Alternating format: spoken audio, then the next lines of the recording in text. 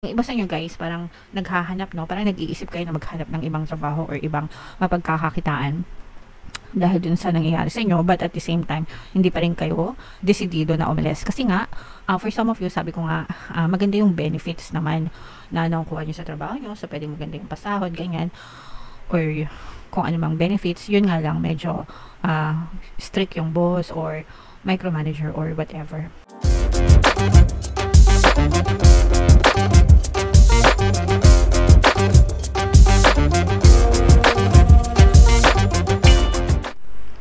Hello guys, hello Libra, welcome back to Pinoy Pixie Tarot. Ang pamagat ng episode natin for tonight is New Moon Kapalaran para ngayong October to November para sa Libra, Sun, Moon, Rising, Sign, and Venus. Yung ating New Moon guys ngayong October ay sa October 2, tapos yung next na New Moon mga kapiksi ay sa November 1 guys. So ang reading na to ay para sa period na yan. And yung new moon ngayon guys, no, kasabay din siya ng solar eclipse. October 2 may solar eclipse din tayo mga kapiksi. So ito yung moon message para sa inyo guys. Napakaganda. The energy is gaining momentum mga kapiksi. Ibig sabihin nito, lumalakas yung energy mga kapiksi. Kung ano yung pinag-focus nyo ng attention guys, syempre whatever you focus on, doon nakatuon yung energy nyo mga kapiksi. And the more na focus nyo yung energy nyo doon, the more na nag-gain siya ng momentum. Ibig sabihin, the more na lumalakas siya. So, it's true with both negative and positive energies mga kapiksi. So, make sure na syempre, kung ano lang yung gusto nating mangyari, positive, yun yung pinagbubuhusan natin ng attention ng energy guys, no? Because hindi naman makakatulong sa buhay natin yung negative guys, no? So bakit nyo pagtutuunan ng pansin yung mga kanigahan? So gising-gising guys, no? Yung overthinking nyo, yung yung overthinking nyo, yung pagkanega nyo guys, it's doing you harm. So, akala nyo iniisip nyo lang, akala nyo it's all in your head, but it's always being pushed out in your reality.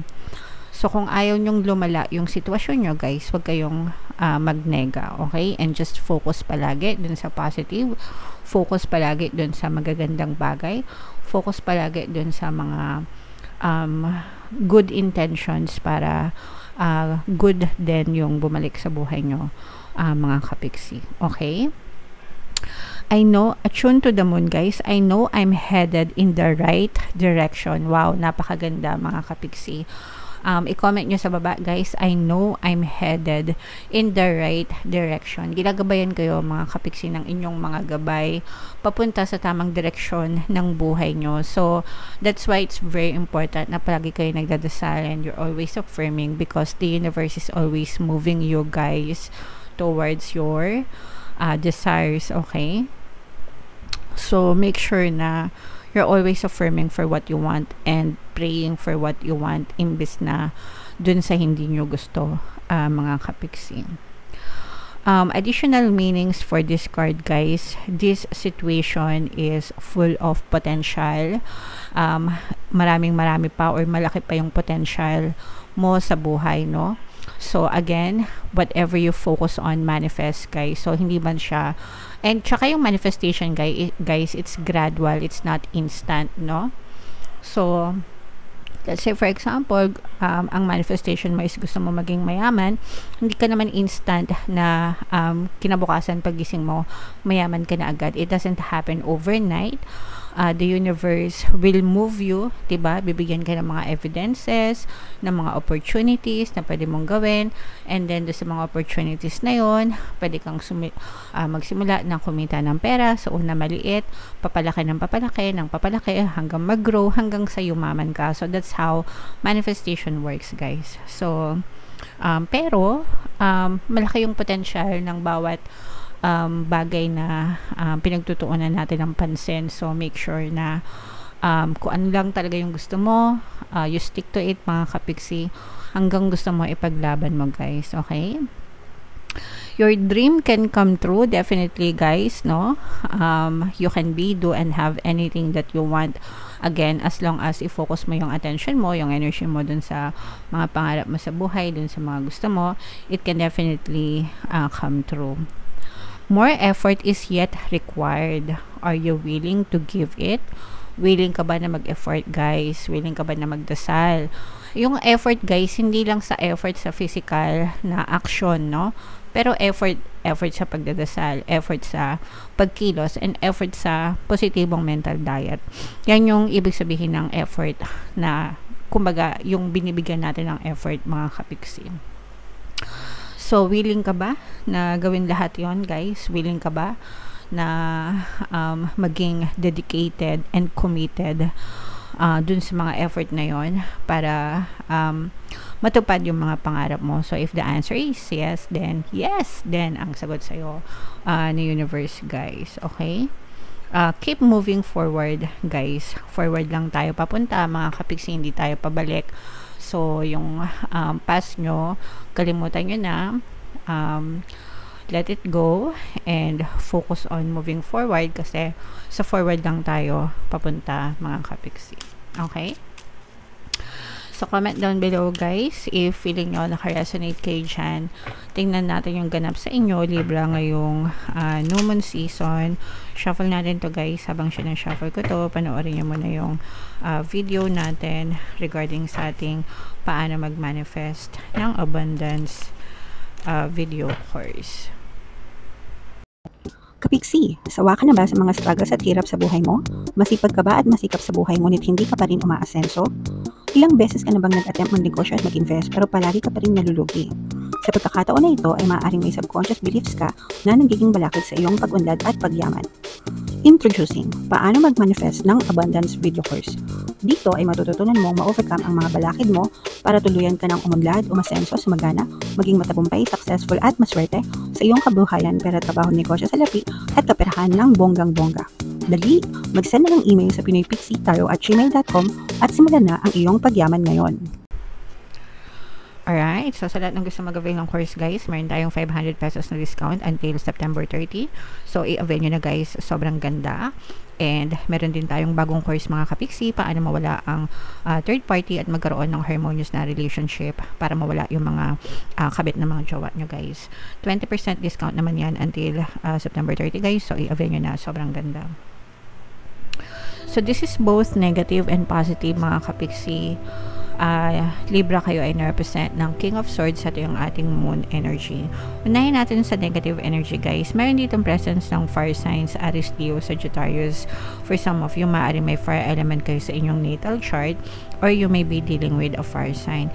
Yung iba sa inyo, guys, feeling ko nagkakaroon kayo ng bad experience or pagmamalupit na experience pagdating sa inyong trabaho, mga kapiksi, or pagdating sa kaperahan, and nagkakaroon ito ng mga trust issue.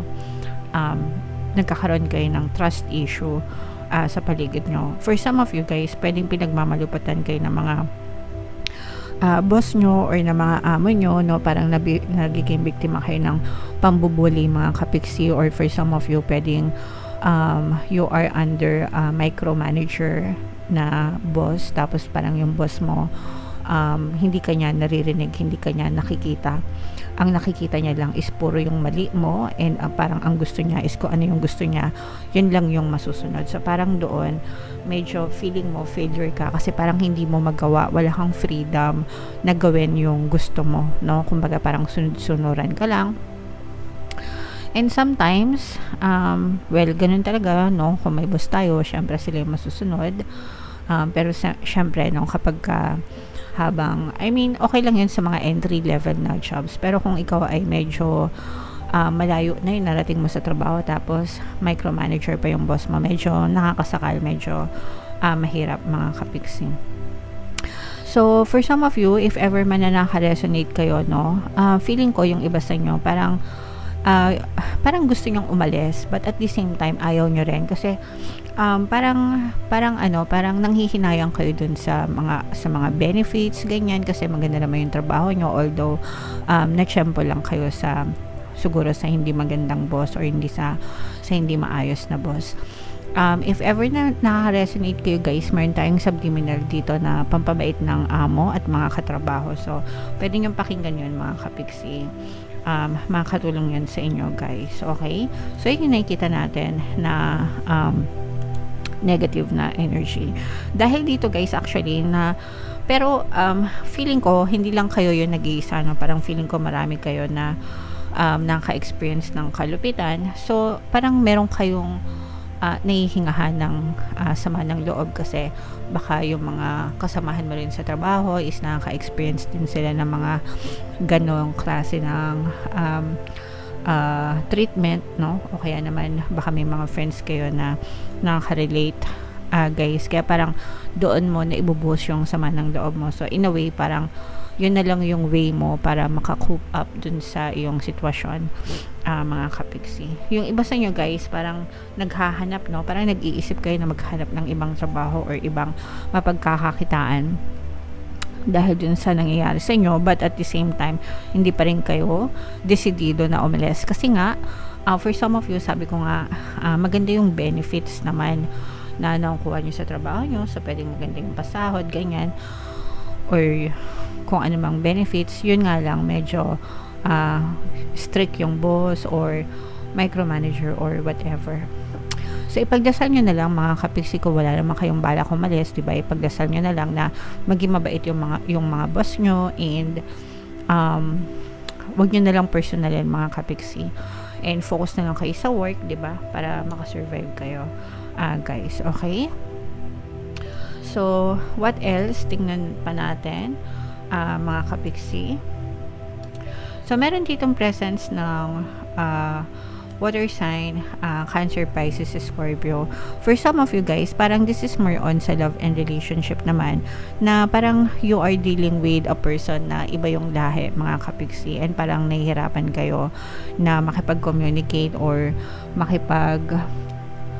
parang makisama, no? Parang nahihirapan kayo na makisama dito sa person ito kasi especially kung magkaiba kayo ng lahi or kultura, parang hindi pa kayo maka-adjust sa mga trip nila sa buhay. And for some of you guys, pwedeng nakaramdam kayo ng pandalamig, at saka itong person nyo parang medyo mataas yung tingin nila sa sarili nila mga kapiksi, which makes it parang harder for you, no? Na parang medyo egoistic siya, gusto niya sarili niya lang yung iniintindi, or parang hindi kanya priority mga kapiksi.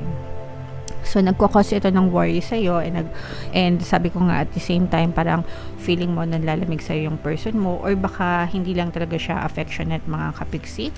Ganun talaga, no? Minsan pag ibang lahi,